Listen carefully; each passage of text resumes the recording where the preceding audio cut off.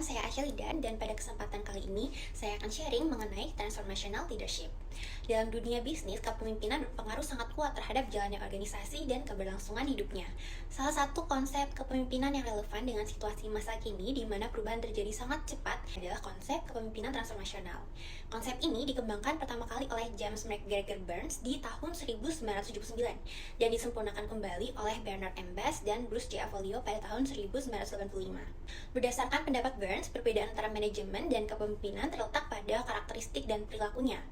Menurut penelitian, kepemimpinan transformasional inilah yang sungguh-sungguh diartikan sebagai kepemimpinan yang sejati. Karena menurut Locke pada tahun 1997, para pemimpin secara real harus mampu mengarahkan organisasi menuju arah baru.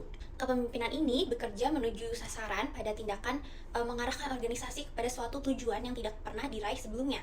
Seres dan Buchetsky pada tahun 1996 mengungkapkan bahwa model kepemimpinan transformasional ini merupakan konsep kepemimpinan yang terbaik dalam menguraikan karakteristik pemimpin, sehingga para pemimpin kita lebih berkerakyatan dan berkeadilan sosial. Kepemimpinan transformasional ini membawa perubahan di dalam diri kita sendiri serta orang-orang yang terlibat dalam maupun seluruh organisasi untuk mencapai tingkat yang lebih tinggi. Seorang pemimpin dikatakan bergaya transformasional apabila dapat mengubah situasi, mengubah apa yang biasa dilakukan, bicara tentang tujuan yang luhur, memiliki acuan nilai kebebasan, keadilan, dan juga kesamaan.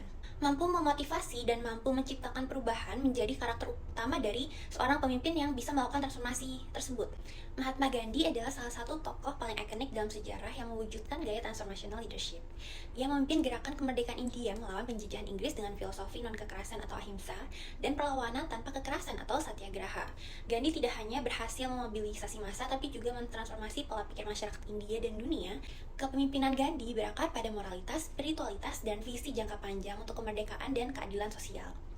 Mohandas Karamchand Gandhi lahir pada 2 Oktober 1869. Perjalanan hidupnya penuh dengan derita, menjadi pemberi semangat untuk tetap berjuang menegakkan peradaban yang penuh kedamaian tanpa kekerasan.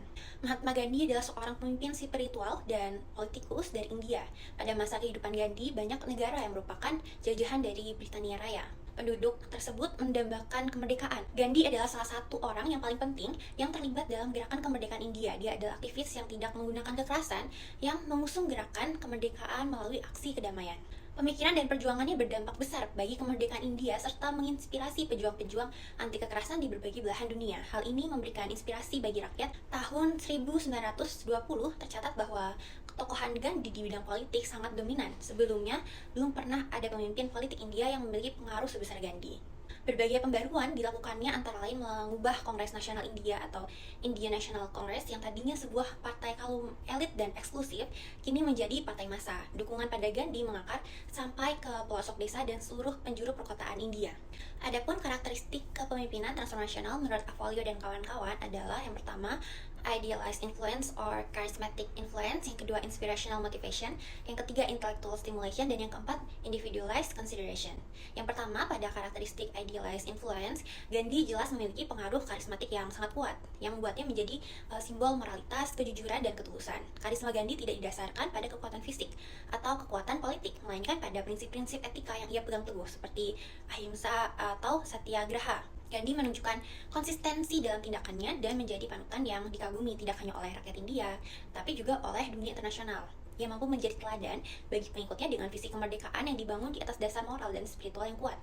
Gandhi hidup sederhana, menolak kemewahan, dan selalu memperlihatkan perilaku-perilaku yang sesuai dengan prinsip-prinsip yang diajarkannya, menjadikannya sebuah role model bagi banyak orang. Yang kedua, karakteristik inspirational motivation. Gandhi adalah pemimpin yang memiliki visi yang sangat jelas tentang India yang merdeka dari penjajahan Inggris, tapi juga memiliki visi yang lebih besar lagi tentang masyarakat yang adil, setara, dan non-kekerasan.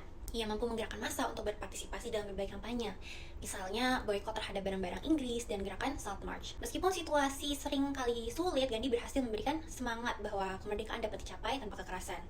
Nah, hal ini merupakan bentuk motivasi inspirasional yang nyata, karena Gandhi tidak hanya menetapkan standar yang tinggi, tapi juga mendorong rakyat untuk mencapainya dengan cara-cara yang damai dan bermartabat.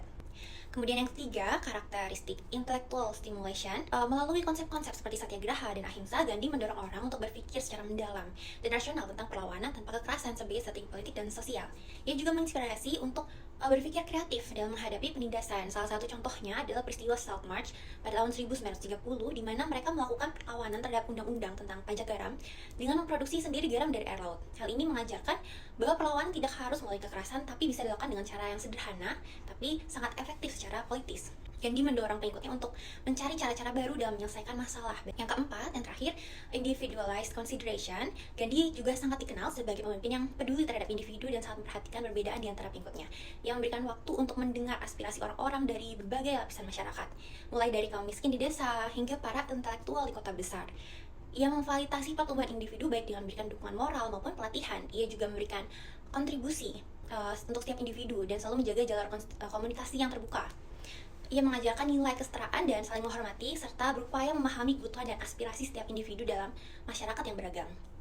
Ia menginspirasi dan memberdayakan pemimpin-pemimpin lain untuk ikut memperjuangkan kemerdekaan, seperti Jawaharlal Nehru, Sardar Patel, dan B.R. Ambedkar. Sekian dari saya, terima kasih banyak atas waktu dan perhatiannya, dan semoga bermanfaat.